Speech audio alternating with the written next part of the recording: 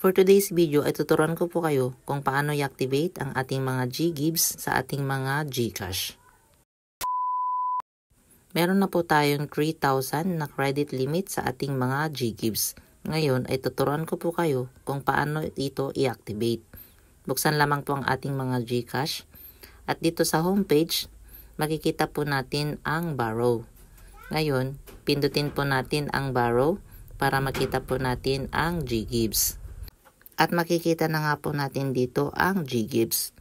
Pindutin lamang po natin ang GGives para makita po natin ang ways kung paano ito i-activate. At ayan nga po, nag-reopen po ang ating GCash. Meron na po tayong 3,000 na available na credit limit sa ating mga GGives.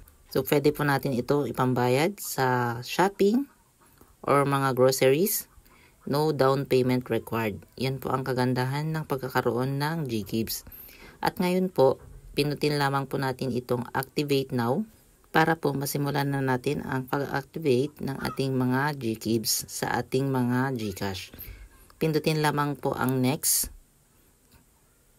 At ang susunod naman po, makikita na po natin dito ang ating mga information na naibigay natin kay GCash.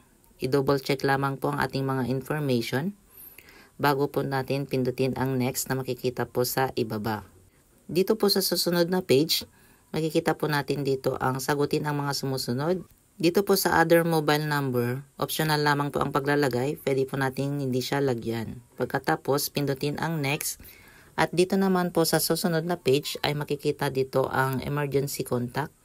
Ilagay lamang po ang contact information ng inyong mga friends, loved ones, or relatives na magsisilbing emergency contact para po makontak po kayo ni GCash. Kompletuhin lamang po ang information na ilalagay po dito. Ilagay din po ang contact number niya at piliin kung ano yung relationship nyo sa inyong ilalagay na emergency contact. At kapag okay na po ang lahat, makikita po natin dito sa baba ang next. Madali lamang po ang pag-fill up ng ganito. Basta sundan lamang po ng mabuti ang ating tutorial para po hindi kayo malito.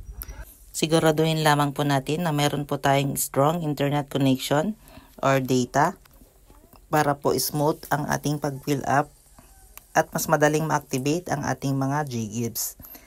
At ayan na nga po, pindutin na po natin ang next at makikita naman po dito ang review your GGives application. Makikita po natin dito ang information ninyo.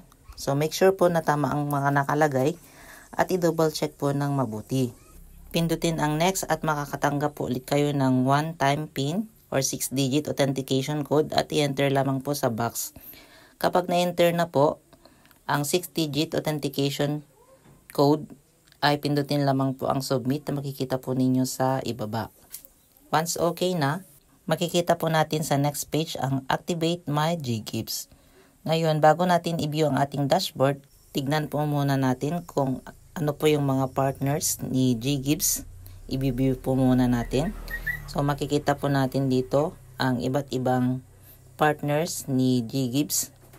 Katulad ng mga grocery stores na tumatanggap ng GGives payment. Pindutin lamang po natin ang accept all para ma-accept natin yung kanyang mga cookies. So dito po sa category, iba't ibang category po yan. At iba't iba din ang GCash service.